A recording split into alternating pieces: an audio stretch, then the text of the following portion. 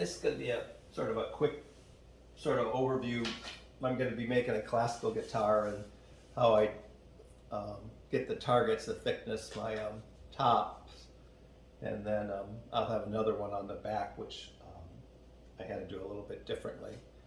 But anyway, first off, you need to come up with a completely rectangular and even thickness plate. The formula that I'm going to be using from Gore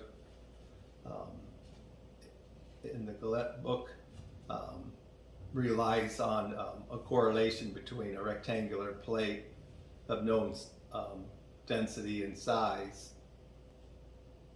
and the elong or the stiffness of the wood. So I mean, to do the measurements, I mean, I just basically, use a ruler, and then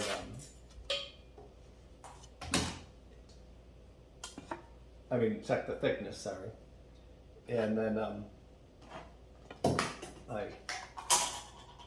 I also weigh the unit. I put all of that information into a spreadsheet.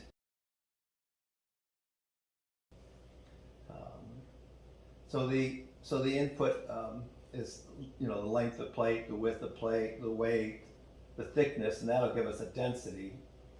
And then you measure a few frequencies, tap frequencies, and then that'll ultimately give you the information you need, combined with a user settable variable for what sort of stiffness you want. Gore called it the vibrational stiffness. And then also information about the length and width of the guitar, because that's also important in terms of thicknessing the top. To come up with the tap frequencies, I tend to use Strobosoft, which is a paid product. I have it in tap tuning mode.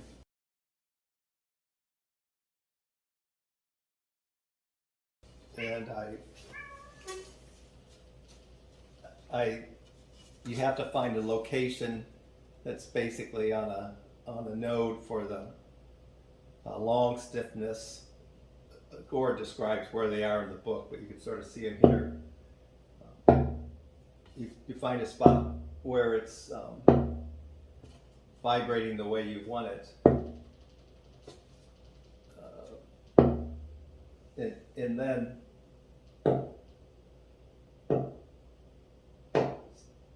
so now I'm reading 74.8 when I do that.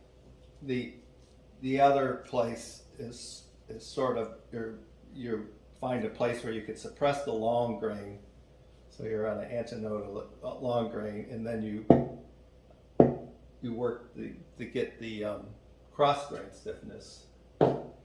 It sort of helps to know where these are, but oftentimes I'm getting the long grain still. I play around,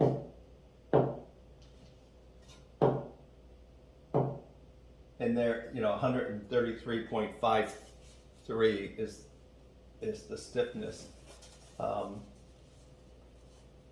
In the Gore procedure, he also has like a cross vibrational, a cross long and cross vibrational stiffness, which it's really low. Like I can't get it with this tool. I generally just set it to the answer is 1 because that's so close to anything you get, and in the equation it almost makes no difference at all. So the other option for getting the frequencies that you want is Visual Analyzer. So it captures spectrum.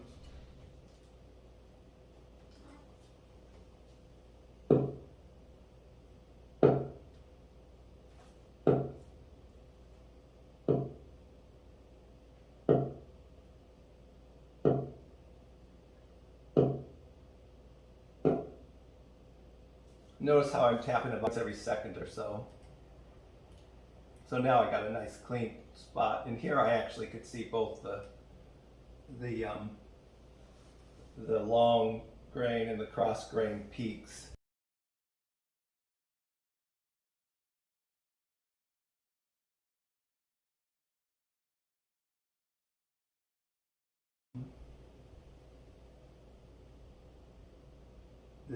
This is showing up as 74, and zoom out.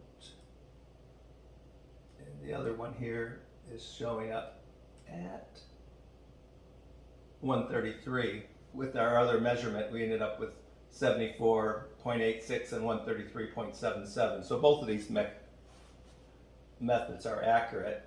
I'll try to see if I could get the diagonal.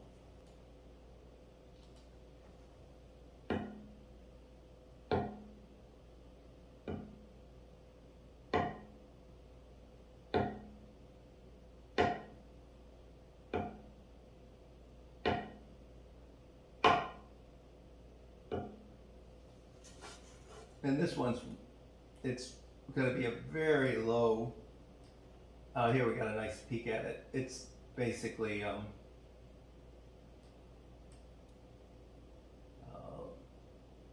42.3.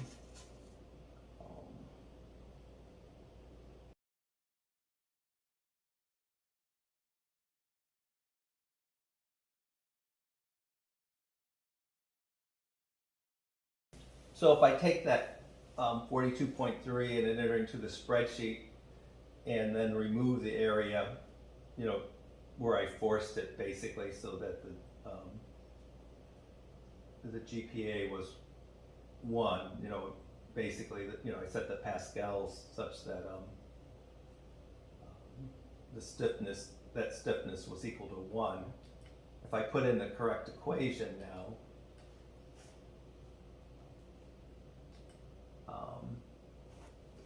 the stiffness would have been 0.864, so pretty close, and my classical thickness went from 1.99 millimeters to 2.00 millimeters, and I can't really even hit that sort of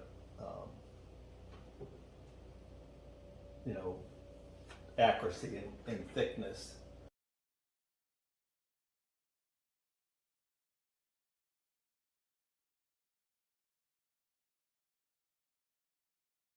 What was interesting with this wood, this was actually a Pacific Rim Tonewood graded and measured Lut spruce top.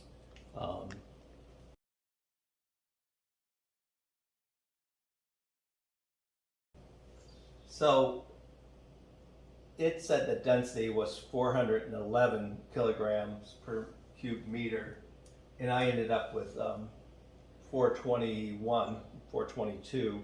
So about 98% accurate between what I have and what they had.